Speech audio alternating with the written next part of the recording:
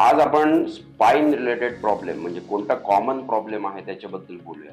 तर स्पाइनमध्ये सर्वात कॉमन जर प्रॉब्लेम जो आम्हाला बघायला मिळतोय तो म्हणजे की डिस्क बल्जेस किंवा डिस्क प्रोलॅप्स, म्हणजे आपल्या दोन मणक्यातली चकती किंवा गादी सरकणे.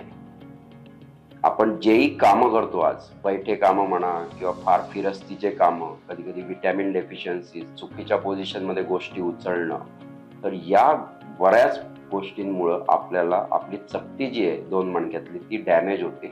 त्याच्यातलं जे पाण्याचा अंश आहे तो कमी होतो आणि अशा प्रकारच्या डिस्कवर जर सडन लोड आला तर ती डिस्क फाटते आणि मधलं जे आपलं जिलॅटिनस मटेरियल असतं ते बाहेर येतं, ज्याच्यामुळे आपली नस दाबली जाते आणि मग आपल्याला पायांमध्ये दुखणं किंवा मुंग्या, जडपणा पायामध्ये येणं, हे सर्व प्रकार आपल्याला बघायला मिळतात.